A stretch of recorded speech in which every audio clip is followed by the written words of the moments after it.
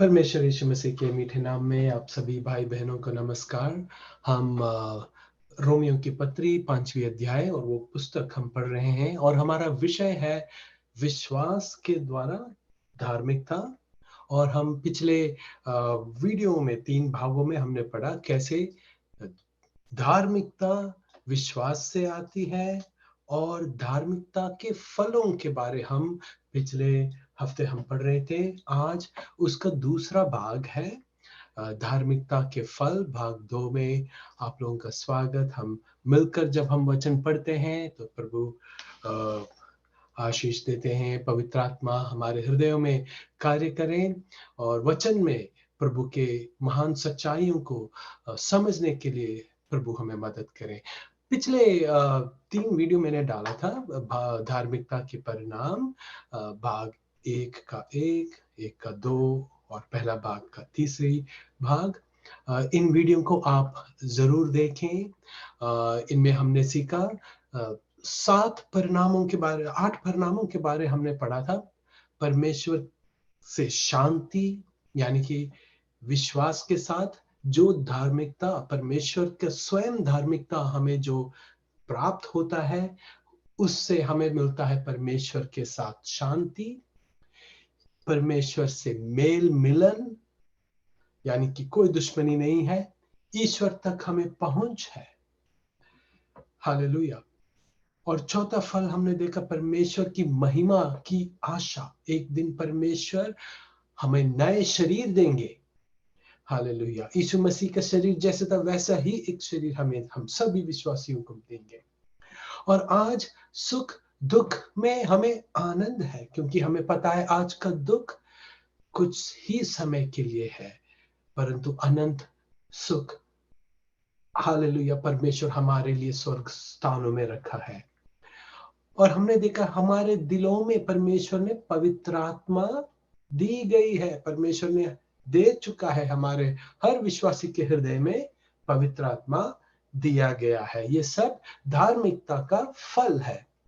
और हमें ये भी पता है धार्मिकता का फल शाश्वत सुरक्षा की गारंटी है। Praise the Lord. ये बात पक्की है। हालेलुया। धार्मिकता एक दान है और हमने पढ़ा कि परमेश्वर अपने वरदानों से कभी पीछे नहीं हटता। हालेलुया। तो आज हम नवी फल के बारे हम पढ़ेंगे। यीशु मसीह के लहू द्वारा हमें प्रायश्चित है। इसको इंग्लिश में अटोनमेंट कहते हैं। अटोनमेंट यानी कि हमारे तमाम पापों को हटा दिया जाता है। अब रोमियो की पत्री 3री अध्याय 25वीं आयत में ऐसा लिखा है, उसे परमेश्वर ने उसके लहू के कारण एक ऐसा प्रायश्चित ठहराया जो विश्वास करने से कार्यकारी होता है। Praise the Lord. रोमियो की पत्री 3री अध्याय और 25वीं आयत में हम इसी आयत के बारे हम आगे पढ़ेंगे।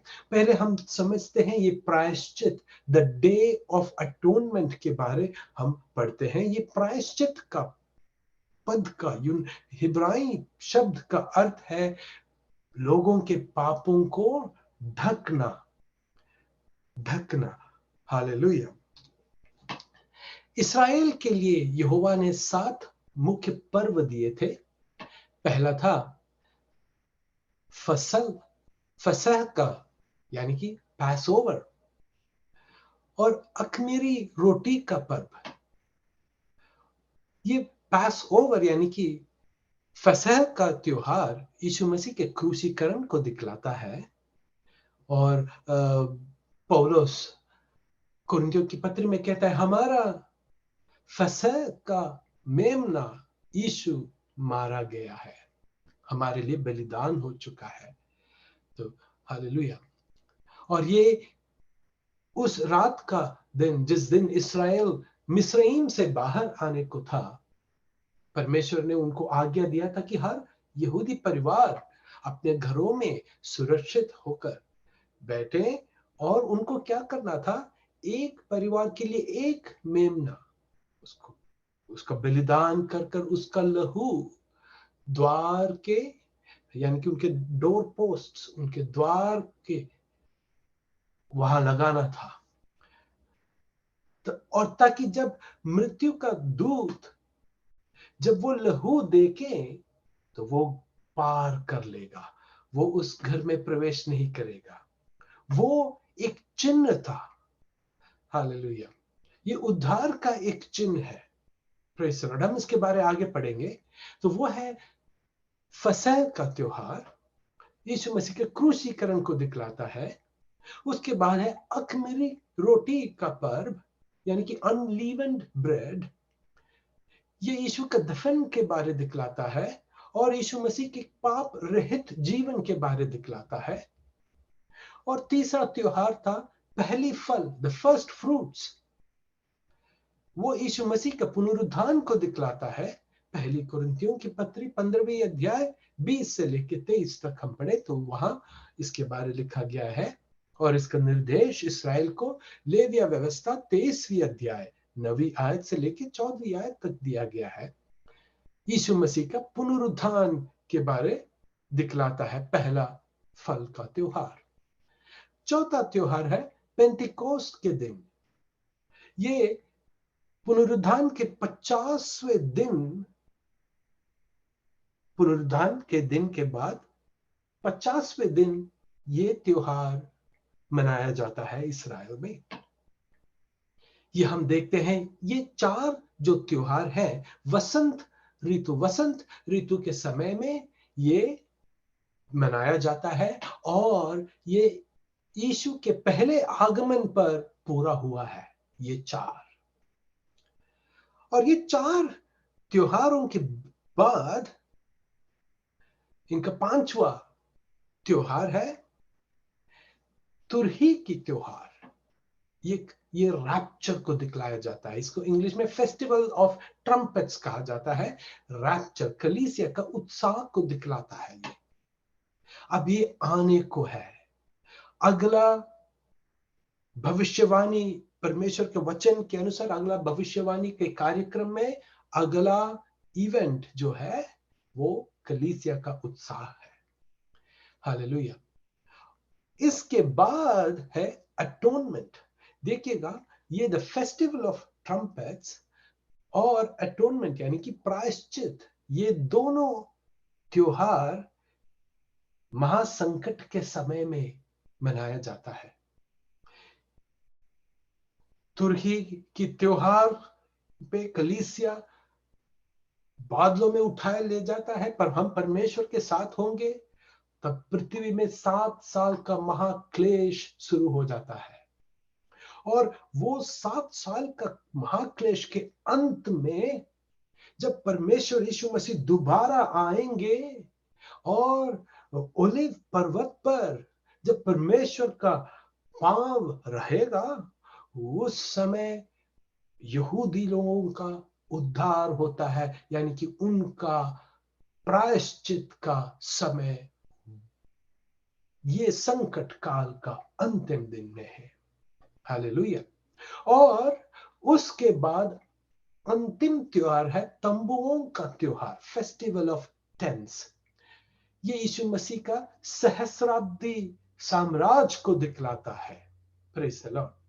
अब देखिएगा कुलोसियों की पत्री 2 अध्याय 16वीं और 17वीं आयत में लिखा गया है, इसलिए खाने पीने या पर्व या नए चांद या सबतों के विषय में तुम्हारा कोई फैसला ना करें, क्योंकि ये सब आने वाली बातों की छाया है, पर मूल वस्तुएं मसीह की है। आज इस कलीसिया युग जो ये दोनों ऋतु यानी कि शरद ऋतु में मनाए जाने वाले 3 पर्व हैं, तुरही के त्योहार, प्रायश्चित के त्योहार, तंबुओं के त्योहार। ये शरद ऋतु में ये त्योहार मनाए जाते हैं और बाकी 4 त्योहार वसंत ऋतु में। और इनके बीच में प्रोफेटिक कैलेंडर रोक दिया गया है, क्योंकि जब यीशु मसीह को इस्राएल ने तिरस्कार किया, जब सुसमाचार यहूदियों से अन्य जातियों में आया, तब कलीसिया का युग प्रारंभ हुआ, यानी कि कृपा का युग। द पीरियड ऑफ ग्रेस यहां से आरंभ होता है। और ये पीरियड ऑफ ग्रेस यानी कि कलीसिया का युग खत्म होगा कब? जब मसीह बादलों में आएंगे, तुरही ही फूकी जाएगी, और जो मसीह में है और जो मसीह में सो गए हैं, हम सब रूपांतरण होंगे, जी उठकर हमें एक नए शरीर प्रभु देंगे, और हम बादलों में और हम स्वर्गीय स्थानों में परमेश्वर के साथ हमेशा रहेंगे। ये जो पीरियड कलीसिया का युग, द चर्च एज, ये इस्राएल का 7 पर्वों को अभी रोक रखा है। कलीसिया उठाए जाने के बाद, हालेलुया, याकूब का संकट का समय, परमेश्वर जब दोबारा आएंगे, इस्राएल का प्रायश्चित पूरा होगा, और उसके बाद सहस्राब्द साम्राज्य। आज नए नियम में और कलीसिया और कृपा के युग में हम कोई ये त्योहार नहीं मनाते। क्यों नहीं मनाते? क्योंकि ये सब आने वाली वस्तुओं का छाया थी। ये सब हमारे लिए पूरा हुआ है, यीशु मसीह में पूरा हुआ है।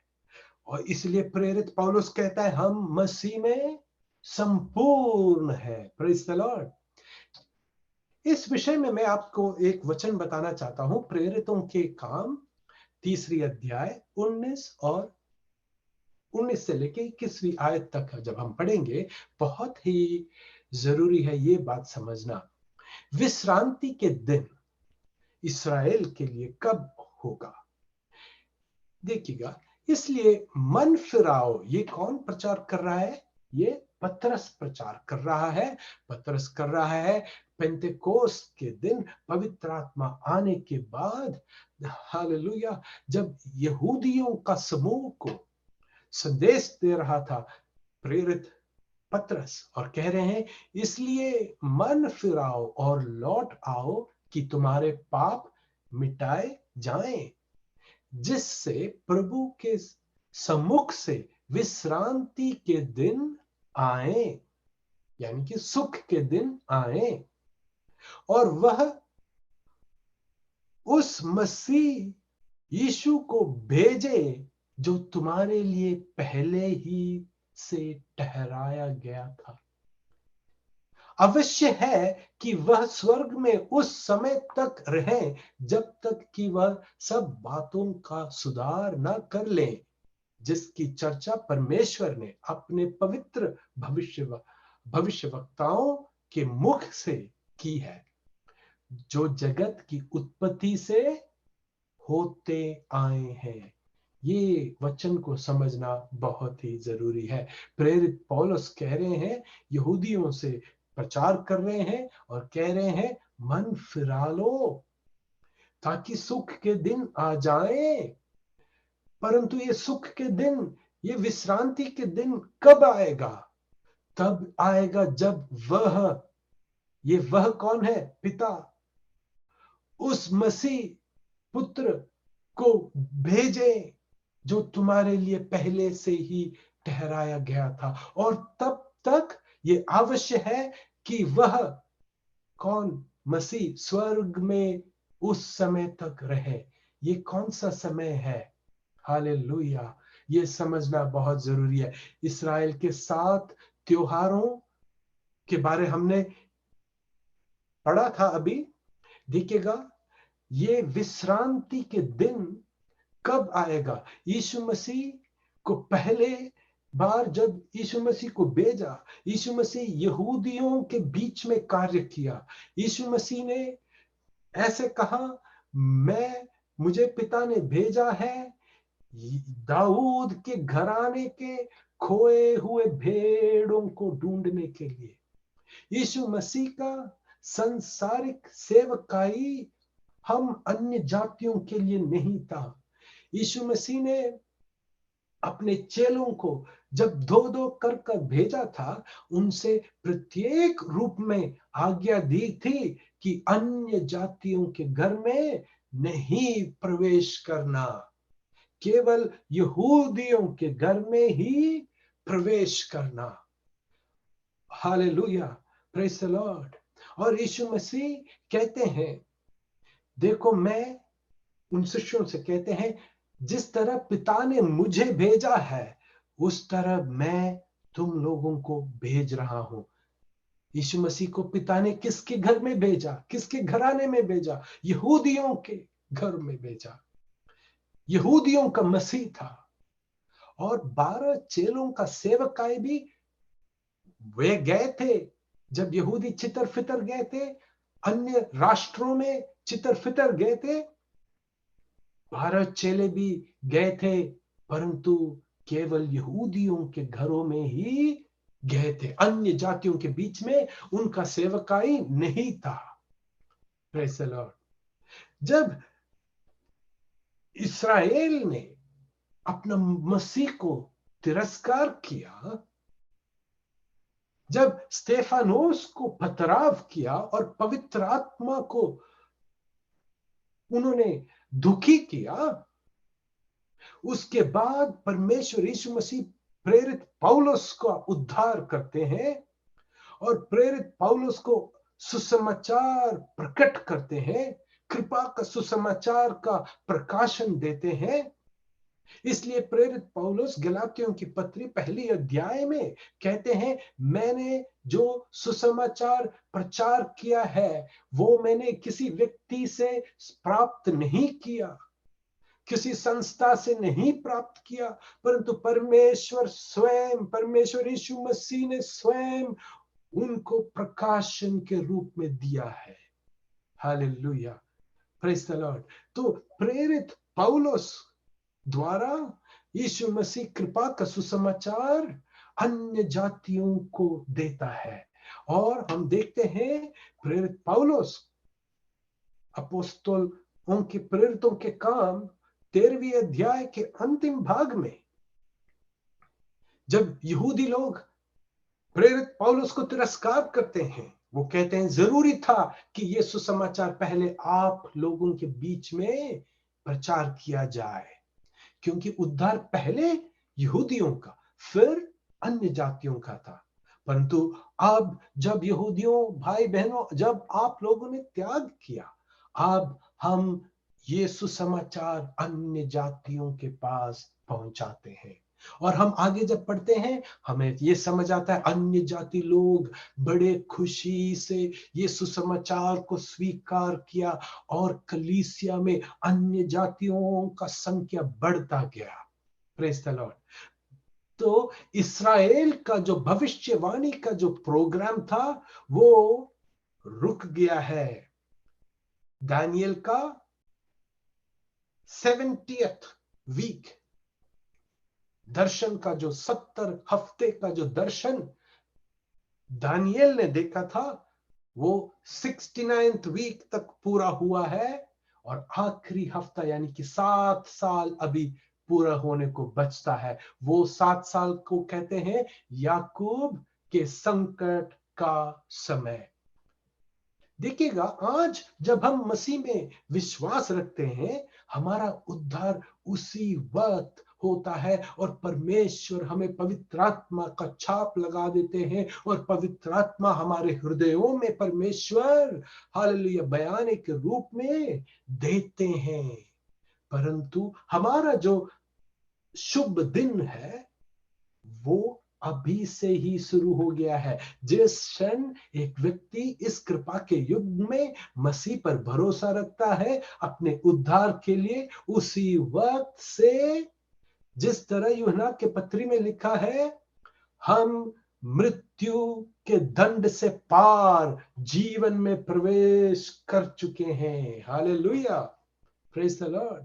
परंतु यहूदियों का शुभ दिन, विश्रांति का दिन कब आएगा? ये 7 साल के संकट के समय के अंत में, जब मसीह हालेलुया जब ओलिव पर्वत पर आएंगे, जब दोबारा आएंगे उस वक्त से शुरू होता है, क्योंकि जब परमेश्वर इस संसार में दोबारा आएंगे, यहूदियों के लिए जब आएंगे, उस दिन से 1000 साल का शुभ दिन, सहस्राब्दी साम्राज्य शुरू हो जाता है, जिसके बारे प्रकाशित वचन में लिखा गया है। 20वीं अध्याय 1 से लेकर 6 तक हम पढ़ते हैं तो हमें पता चलता है। तो भाइयों बहनों, ये समझना बहुत जरूरी है कि यीशु मसीह स्वर्ग में उस समय तक रहेंगे जब तक भविष्यवाणियों के द्वारा परमेश्वर ने जो पहले बताया गया है वो पूरी ना हो जाए। उसके बाद जब दोबारा आएंगे, तब यहूदियों का विश्रांति के दिन प्रारंभ होता है। परंतु आज जब हम मसीह में विश्वास करते हैं, हमारा शुभ दिन प्रारंभ हो चुके हैं। Hallelujah, praise the Lord. तो देखिएगा, प्रायश्चित के बारे हम पढ़ेंगे, द अटोनमेंट के बारे हम पढ़ेंगे, और हमने देखा हिब्रू भाषा में ये शब्द का अर्थ है ढकना। लेविया बलिदानों में इस्राएल के पाप अगले 1 साल के लिए ढक दिए गए जाते थे। पाप मिटाए नहीं जाते थे, पाप हटाए नहीं जाते थे, परंतु ढक दिए जाते थे। Praise the Lord. रोमियो के पत्री 3 अध्याय हम पढ़ेंगे उसके बारे। वहां एक पद इस्तेमाल किया है, पाप जो बीत चुके हैं। ये कौन से पाप हैं जो बीत चुके हैं? जो क्रूस, कलवरी क्रूस से पहले जो भी पाप थे, वो पाप बलि द्वारा ढके गए थे, ढक गए थे, परंतु वो कब हटाए गए? कलवरी के क्रूस पर यीशु मसीह, परमेश्वर का मेमना, जो जगत के पाप उठाए ले जाता है, जब यीशु मसीह का क्रूसीकरण हुआ, यीशु मसीह का पावन लहू जब बहा, हालेलुया, उस क्षण पिछले पापों को भी परमेश्वर ने यीशु मसीह के लहू के द्वारा उनका भी प्रायश्चित हुआ, वो भी पाप हटा दिए गए। Praise the Lord, hallelujah, praise the Lord. यह यीशु मसीह का बहुमूल्य लहू था जिसने पूरी दुनिया के लिए प्रायश्चित किया। यूहन्ना पहली अध्याय 29वीं आयत में बपतिस्मा देने वाला यूहन्ना अपने शिष्यों को बताते हैं, यीशु मसीह को दिखलाते हुए कहते हैं, देखो परमेश्वर का मेमना जो जगत के पापों को उठा ले जाता है। इंग्लिश में who takes away the sins of the whole world. The sins were removed, hallelujah, by the blood of Jesus Christ. प्रायश्चित यीशु के लहू के द्वारा था। जब हम लाविया पुस्तक उसकी 17वीं अध्याय और 11वीं आयत जब पढ़ते हैं, ऐसा लिखा है, क्योंकि शरीर का प्राण लहू में रहता है और उसको मैंने तुम लोगों को वेदी पर चढ़ाने के लिए दिया है कि तुम्हारे प्राणों के लिए प्रायश्चित किया जाए, क्योंकि प्राण के कारण लहू ही से प्रायश्चित होता है। Praise the Lord, hallelujah. इसलिए यीशु मसीह इस संसार में आए ताकि वो हमारे लिए अपना प्राण दे, अपना लहू बहाए। देखिए, हमारे अच्छा जीवन से हमारा प्रायश्चित नहीं होता, क्योंकि प्रभु का व्यवस्था इस प्रकार है, जो वेदी पर जो लहू, निष्पाप लहू बहा है, उस लहू के कारण प्रायश्चित होता है, नेक जीवन से नहीं। यदि आज कोई कहे कि मैं एक नेक जीवन व्यतीत करके मैं स्वर्ग जाना चाहता हूं, स्वर्ग जाने का परिश्रम करूंगा, वो नामुमकिन है, क्योंकि परमेश्वर के व्यवस्था के अनुसार प्रायश्चित जीवन में नहीं, परंतु बेवेदी में बहा हुआ लहू में है। Hallelujah, praise the Lord. प्रायश्चित विश्वास करने से कार्यकारी होता है। रोमियो की पत्री तीसरी अध्याय 25वीं और 26वीं आयत, ये अध्याय हम जरा पढ़े। उसे परमेश्वर ने उसके लहू के कारण एक ऐसा प्रायश्चित ठहराया जो विश्वास करने से कार्यकारी होता है, कि जो पाप पहले किए गए, मैं इस पंक्ति के बारे बता रहा था, जो पाप पहले किए गए हैं वो कौन से हैं? क्रूस से पहले, आदम से लेके क्रूस तक का पाप को यहां दिखलाया गया है, जो पाप पहले ही किए गए। Praise the Lord. और जिनकी परमेश्वर ने अपनी सहनशीलता से आनाकानी की, उनके विषय में वह अपनी धार्मिकता प्रकट करे, वरन इसी समय उसकी धार्मिकता प्रकट हो, कि जिससे वह आप ही धर्मी ठहरे, और जो यीशु पर विश्वास करे उसका भी धर्मी ठहराने वाला हो। Praise the Lord. तो हम ये यीशु मसीह के लहू के द्वारा जो प्रायश्चित है, उसका फल हम कैसे अनुभव कर सकते हैं? एक ही मार्ग है, विश्वास से। Praise the Lord, hallelujah. आगे पढ़े तो फिर प्रेरित पौलुस पूछते हैं, जब ये विश्वास से है तो घमंड करना कहां रहा?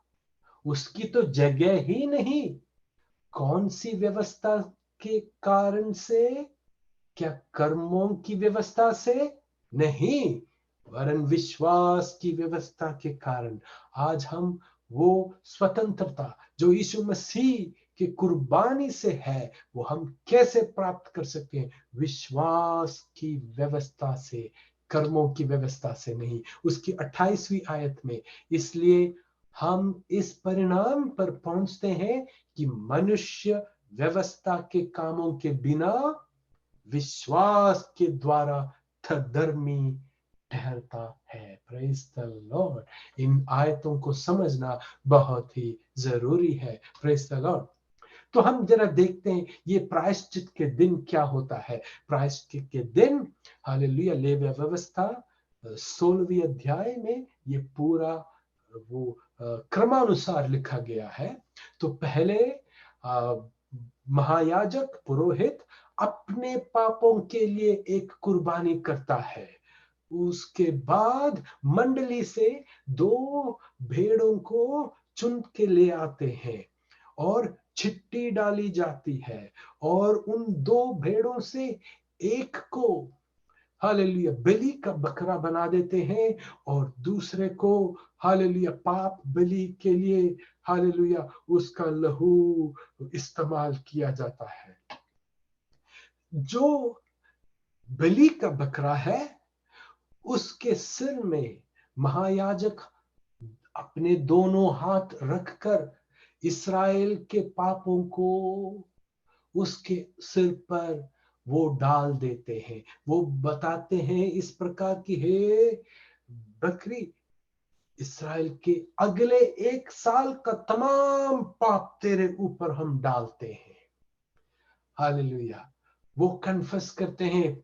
देखिएगा, 1 साल आगे, in future, the future 1 year, hallelujah, भविष्य 1 साल, भविष्य का 1 साल का पाप इस बकरे के ऊपर, बलि के बकरे के ऊपर वो डाल देते हैं, और एक विश्वसनीय पुरुष के हाथों इस बलि के बकरे को मरुस्थल में छोड़ दिया जाता है। और वो बलि का बकरा प्यासा, भूखा, गर्मी में तड़पता हुआ, वो एक भयानक मृत्यु सहता है। परंतु दूसरा बकरी, उसको, उसका लहू, उसको मारकर, उसको पाप बलि के बकरी का लहू पुरोहित लेकर, हाले कृपासन, पर्दे के भीतर कृपासन पर आता है, और कृपासन के सामने उसको छिड़कता है और कृपासन पर उसका लहू छिड़कता है। हालेलुया। देखिएगा, पुराने नियम में इस्राएल का मेल का तंबू कुछ इस प्रकार था। उसके 3 भाग थे। एक भाग था जहां लोग, बाहरी हिस्सा जहां लोग खड़े होते थे, इकट्ठा होते थे वहां। परंतु उस तंबू के अंदर 2 भाग था। वो इस चित्र में मैंने दिखाया है। पहला भाग जो पवित्र स्थान, और पर्दे के पार सर्वोत्तम या द होलीएस्ट ऑफ होली, परम पवित्र स्थान, जहां परमेश्वर का संदूक था और वहां परमेश्वर का उपस्थिति था। और साल में केवल एक ही बार महायाजक इस पर्दे के पार अपने लोगों के लिए, हालेलुया, याचना करने के लिए साल में एक बार प्रवेश कर सकता था इस परम पवित्र स्थान पर। Hallelujah, praise the Lord, praise the Lord. परंतु आज ऐसा नहीं है। आज यीशु मसीह के लहू के द्वारा जो प्रायश्चित जो हमको मिला है, हम किसी सभी समय हम परमेश्वर की हुजूरी में हम जा सकते हैं। ये कितना श्रेष्ठ है। जब यीशु मसीह कलवरी के क्रूस पर क्रूसीकरण हुआ, ये वो पर्दा है जो ऊपर से नीचे तक फट गया था, जो हमारे लिए मार्ग खोला है कि हम परमेश्वर के हुजूरी में कभी भी किसी वक्त हम जा सकते हैं। ये कितना श्रेष्ठ बात है। Hallelujah, praise the Lord, praise the Lord, praise the Lord. तो आज हम पढ़ते हैं कैसे यीशु ने बलि के बकरे की भूमिका निभाई। Praise the Lord. मत्ती रचित सुसमाचार 5वीं अध्याय और उसकी 17वीं आयत में हम देखते हैं यीशु मसीह व्यवस्था को पूरे करने के लिए आया था। हालेलुया। यशायाह के भविष्यवाणी 53 अध्याय और उसकी 6ठी आयत में ऐसा लिखा है, हम सब भेड़ों की नाई भटक गए थे, हमने सबको उसके अपने मार्ग पर फिराए गए। हम अपने अपने मार्ग में हम फिर गए और यहोवा ने हम सब के अधर्म का भार, बोझ उस पर लाद दिया। Praise the Lord. पिता परमेश्वर ने हम सब का पाप और अधर्म का जो बोझ था किस पर डाल दिया? यीशु मसीह पर डाल दिया। तो देखिएगा, यीशु मसीह बोझ उठाता हुआ, वो बलि का बकरे के समान, हालेलुया, तमाम संसार के पापों का बोझ उठाने वाला परमेश्वर का मेमना।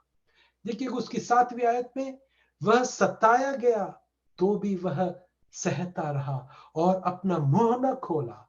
जिस प्रकार भेड़ वध होने के समय वह भेड़ी ऊन कतरने के समय चुपचाप शांत रहती है, वैसे ही उसने भी अपना मुंह न खोला। Praise the Lord.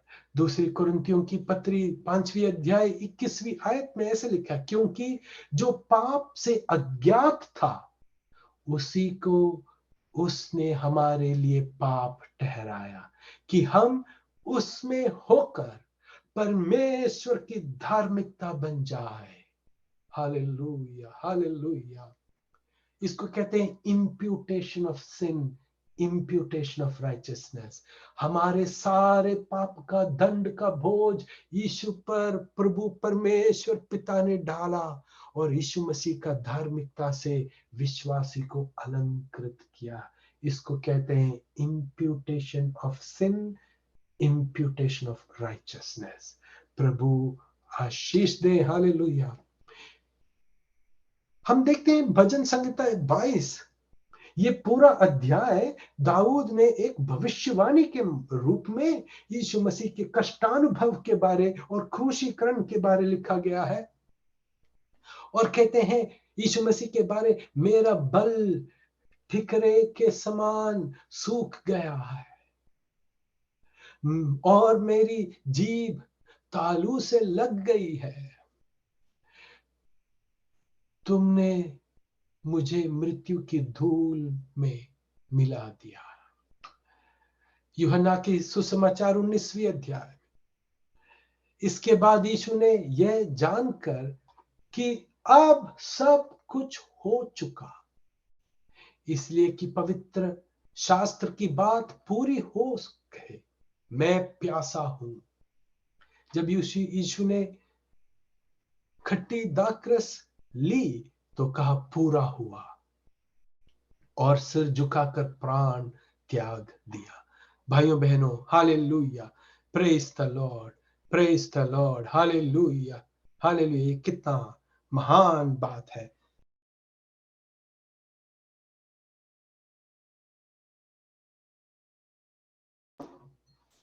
ये कितना श्रेष्ठ बात है जब यीशु मसीह ने ये जाना कि अब सब कुछ हो चुका है।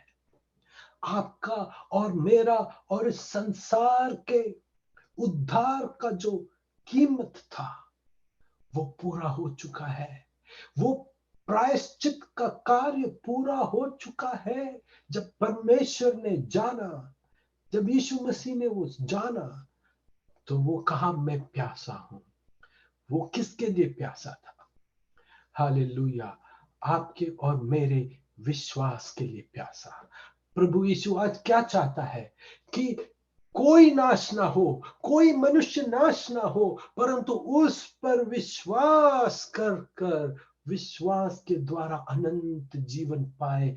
ये मसीह का इच्छा है, ये पिता का इच्छा है। और पवित्र आत्मा आज सुसमाचार सुनने वाले तमाम लोगों के हृदय में कार्य करता का प्रयत्न करता है। Hallelujah, hallelujah. प्रायश्चित का कार्य समाप्त हो गया है और अब कोई और यज्ञ नहीं है पाप के मोचन के लिए। Hallelujah, praise the Lord, praise the Lord, hallelujah. अब हम देखते हैं कैसे यीशु ने वध किए गए मेमना की भूमिका निभाई। इब्राहिम की पत्री 9वीं अध्याय 28वीं आयत में हम पढ़ेंगे, सो मसीह बहुतों के पापों को उठा लेने के लिए एक बार बलिदान हुआ। जो लोग उसका बेसब्री से इंतजार करते हैं उनके लिए वह पाप के अलावा उद्धार के लिए दूसरे बार प्रकट होगा। देखिएगा, यीशु मसीह पापों को उठाने के लिए एक बार बलिदान हुआ है। अब बाकी आयत का दो इंप्लीकेशन है, दो रीति में वो पूरे होते हैं। कलीसिया को इंतजार है परमेश्वर यीशु मसीह बादलों में आने का। यीशु बादलों में आएंगे, तुरही फूके हुई आएंगे, हमको ले जाएंगे और हमारा उद्धार पूरा होता है। हमें नया शरीर मिलेगा और पाप न कभी हम नहीं होगा हमारे जिंदगी में। Praise the Lord. परंतु ये बात का दूसरा पूर्तिकरण प्रेरित पतरस ने जब प्रेरितों के प्रति 3री अध्याय 19 और 21वीं आयत में जब कहा, विश्रांति के दिन वो कब आएगा? जब यीशु मसीह दोबारा ओलिव पर्वत पे आएंगे।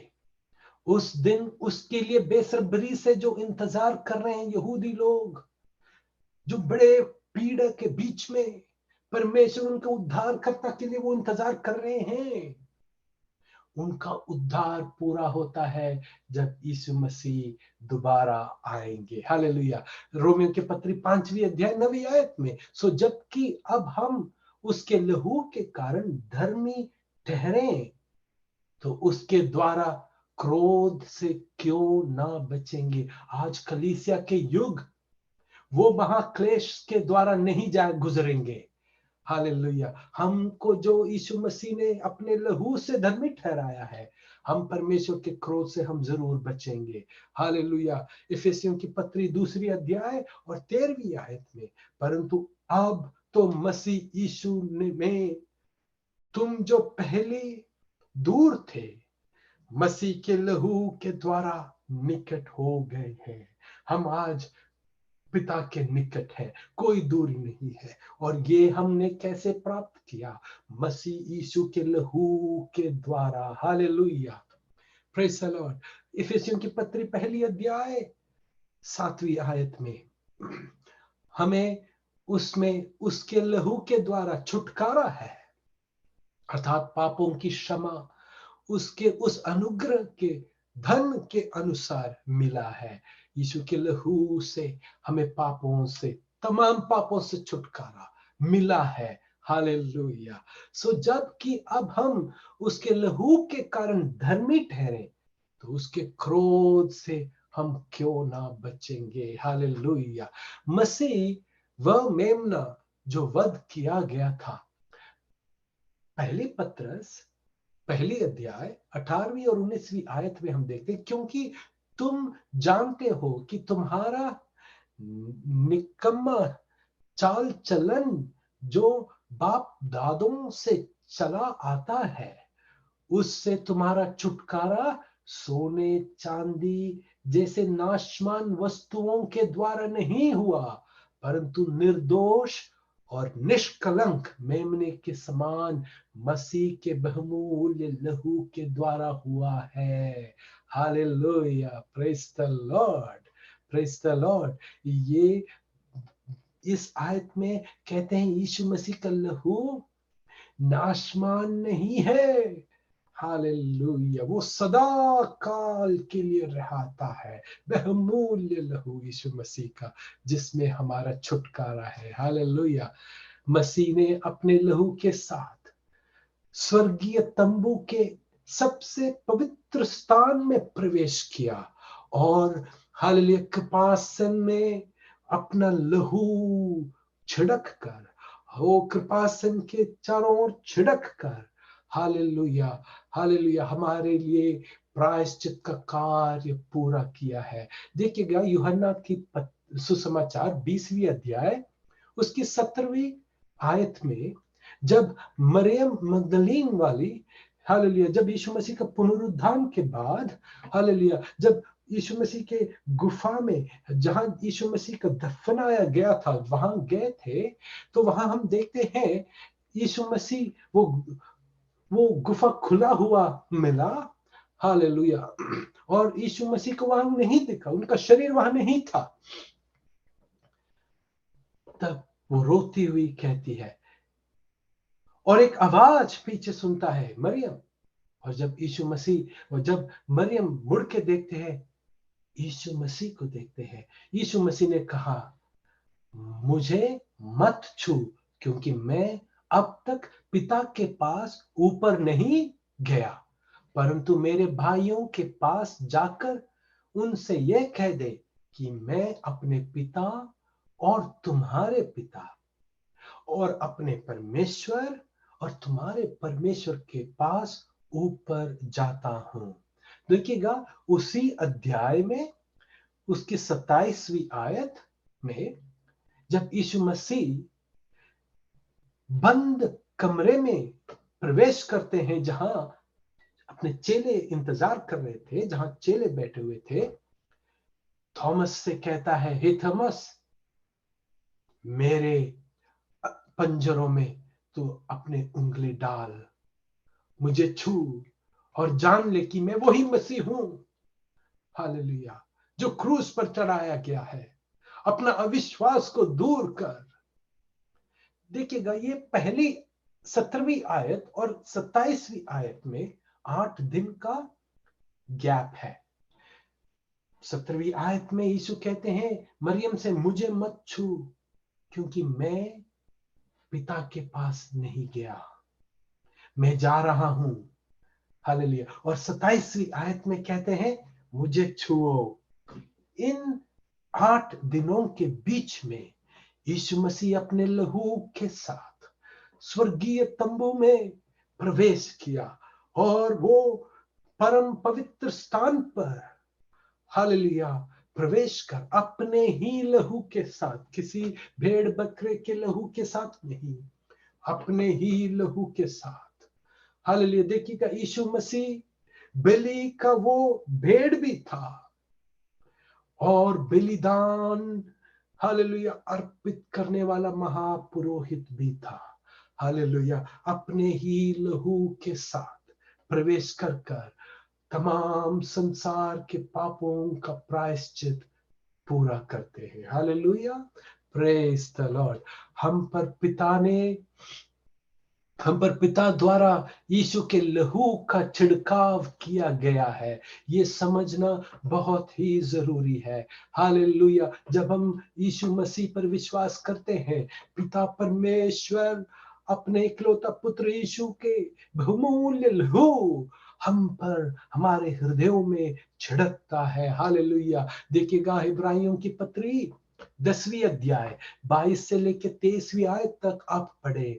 आइए हम सच्चे हृदय से उस पर पूरा भरोसा रखते हैं हुए सीधे परमेश्वर की उपस्थिति में चले, क्योंकि हमारे दोषी विवेक पर मसीह का लहू छिड़का गया है ताकि हम शुद्ध हो और हमारी देह शुद्ध जल से धोई गई है।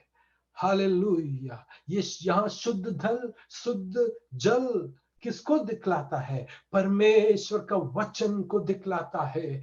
वचन सुनने से, वचन पर विश्वास करने से पवित्र आत्मा वचन के द्वारा हमारे हृदयों को धोता है। हालेलुया और पिता हालेलुया अपने पुत्र के लहू हमारे हृदयों में हालेलुया छिड़कता है।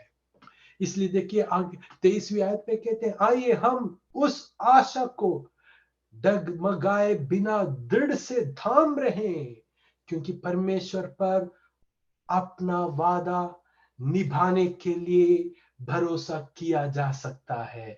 हालेलुया ये आयत आप जरूर पढ़ना। हालेलुया देखिए कितना महान कार्य परमेश्वर ने हमारे लिए किया है। Hallelujah praise the Lord.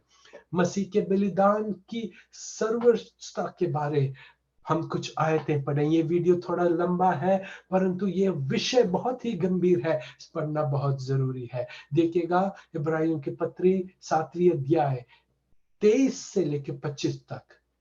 देखिएगा लेविया व्यवस्था के अनुसार जो याजक लोग थे, महायाजक लोग थे, वो हमारे समान आम मनुष्य के समान थे। वह मर जाते थे उनके आयु पर पूरा होने पर, परंतु हमारा ये परमेश्वर यीशु मसीह एक ऐसा महायाजक है जो कभी मरता नहीं है, जो वो अमर है, वो हमेशा के लिए महायाजक है। परमेश्वर यीशु मसीह को प्रस्थिति हालेलुया प्रतिस्थापित करने की कोई जरूरत नहीं है। यानी कि ये परमेश्वर यीशु मसीह जो हमारा महायाजक है, वो उनको बदलने की कोई जरूरत नहीं है। वो हमेशा के लिए हमारा महायाजक है। देखिएगा हालेलुया पुराने नियम में न्यायाधिपनों की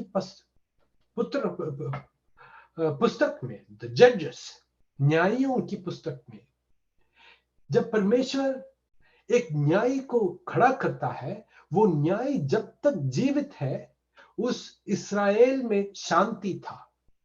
देखिए भाइयों बहनों, जब हमारे धर्मी न्यायी यीशु मसीह जब हमेशा के लिए जीवित है, हमारे हृदयों में कब तक शांति है? हमेशा के लिए शांति है। इसलिए हमारा उद्धार भी हमेशा के लिए कायम है। देखिए यीशु ही एकमात्र पाप रहित महायाजक है। इब्रानियों की पत्री 7वीं अध्याय 26 से जब हम पढ़ते हैं, हम देखते हैं लेविया व्यवस्था के जो याजक थे, वो पहले अपने पापों के लिए एक बलि चढ़ाकर उसके बाद वो सेवकाई के लिए जाते थे। परंतु यीशु मसीह के पास कोई पाप नहीं था और उसने अपने लिए बलिदान चढ़ाने की कोई आवश्यकता ही नहीं था। परम पवित्र, हालेलुया, पाप रहित महायाजक, हालेलुया, प्रेज द लॉर्ड। लेविया महायाजकों ये संसारिक मंदिर में सेवा करते थे, जबकि हमारे यीशु मसीह तो स्वर्गीय मंदिर में सेवा करते हैं, हालेलुया। लेविया याजक पशु बलि के लहू के साथ प्रति वर्ष केवल एक बार सांसारिक परम पवित्र स्थान में प्रवेश करते थे।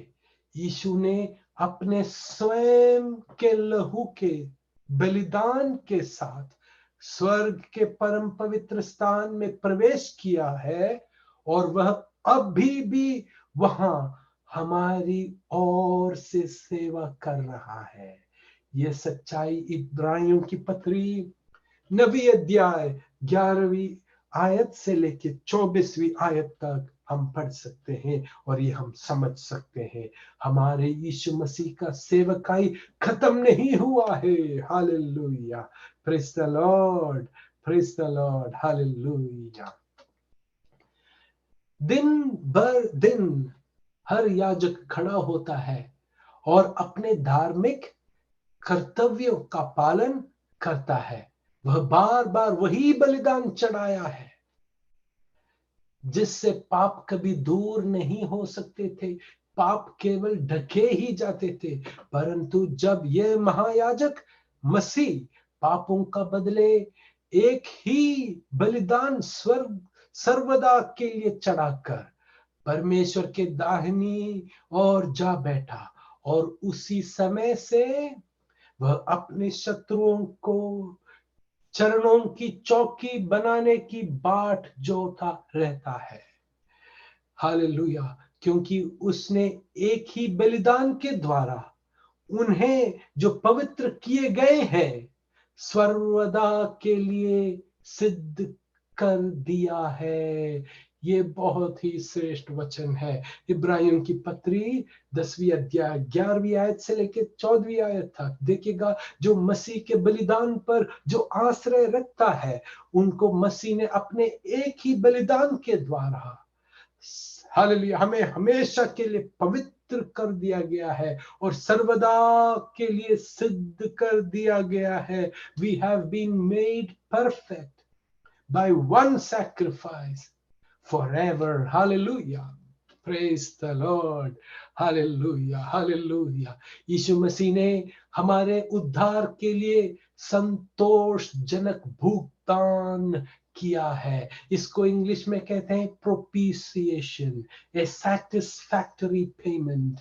इब्राहिम की पत्री 2री अध्याय उसकी 17वीं और 18वीं आयत में, हालेलुया, इस कारण उसको चाहिए था कि सब बातों में अपने भाइयों के समान बने, जिससे वह उन बातों में जो परमेश्वर से संबंध रखती है एक दयालु और विश्वास योग्य महायाजक बने, ताकि लोगों के पापों के लिए प्रायश्चित करें। ये जरूरी था। पिता अपने इकलौता पुत्र एक मनुष्य के रूप में इस संसार में भेजे, हालेलुया, क्योंकि जब उसने परीक्षा की दशा में दुख उठाया तो वह उनकी भी सहायता कर सकता है जिनकी परीक्षा होती है। आज आप और मैं जब विभिन्न परीक्षाओं से गुजरते हैं, हालेलुया, हमारे ये महायाजक हमें समझ सकता है। कितनी मीठी बात है ये। हमारा वो यीशु मसीह हमारा दुखों को और हमारे क्लेशों को, हमारे मुसीबतों को वो समझ सकता है, hallelujah, praise the Lord, hallelujah. देखिएगा, महायाजक यीशु मसीह ने संतोषजनक भुगतान किया है। पाप पर परमेश्वर का न्यायपूर्ण क्रोध तृप्त हुआ है। पिता का जो क्रोध था पाप पर, वो यीशु मसीह के ऊपर वो बोझ रखकर, वो दंड यीशु मसीह के ऊपर रखकर, पिता ने यीशु मसीह को जहां हम कुचले जाने थे, वहां प्रभु यीशु मसीह हमारे लिए हमारे स्थान लेकर, इसको कहते हैं सब्स्टिट्यूशनरी सैक्रिफाइस। मेरे स्थान यीशु ने क्रूस पर ले लिया, आपका स्थान यीशु ने क्रूस पर ले लिया। और धर्मी क्रोध पिता का सहकर पिता आज तृप्त है। हालेलुया। पापी के ऊपर व्यवस्था की मांगों को यीशु मसीह ने पूरा किया है और शैतान के आरोपों को हमेशा के लिए खामोश कर दिया है। यीशु मसीह का क्रूस पर जो बलिदान, पवित्र लहू में जो प्रायश्चित है, वो एक संतोषजनक भुगतान था। आज यीशु मसीह महायाजक के रूप में हर विश्वासियों के लिए, हालेलुया हालेलुया, हमारे लिए सेवकाई करता है। विश्वासी को संपूर्ण उद्धार प्राप्त हुआ है। Hallelujah, praise the Lord. देखिएगा, 10वीं फल, धार्मिकता के 10वीं फल क्या है? अनंत जीवन। Praise the Lord. रोमियो की पत्री 5वीं अध्याय 21वीं आयत में लिखा है कि जैसा पाप ने मृत्यु तक राज किया, वैसा ही अनुग्रह हमारे प्रभु यीशु मसीह के द्वारा अनंत जीवन के लिए धार्मिकता के द्वारा राज करें। Praise the Lord. हमारा यीशु पर विश्वास करने से अनंत जीवन हमें वरदान मिलता है।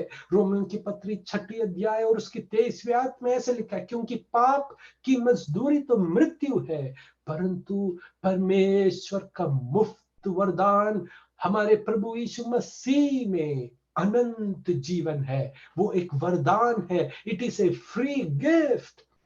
और रोमियो की पत्री 11वीं अध्याय और उसकी 29वीं आयत में लिखा है, क्योंकि परमेश्वर अपने वरदानों से और बुलाहट से कभी पीछे नहीं हटता।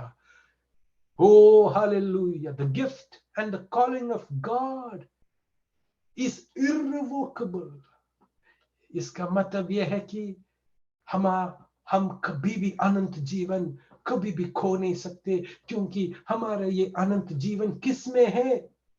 मसीह में है। Hallelujah, praise the Lord. भाइयों बहनों, धन्यवाद मैं आपका करता हूं कि आपने ये समय लेके ये वीडियो सुना। मैं आशा करता हूं आप सभी को बहुत कुछ सीखने को मिला होगा। ये वीडियो यदि आपको ये उपयोग आया है तो आगे जरूर फॉरवर्ड करें, ताकि ये सच्चाई सब जाने और प्रभु में विश्राम कर सके। ये बहुत जरूरी है। हर विश्वासी को यीशु मसीह में विश्राम भी करना है। God bless you all. Thank you for taking time and watching this video. God bless you.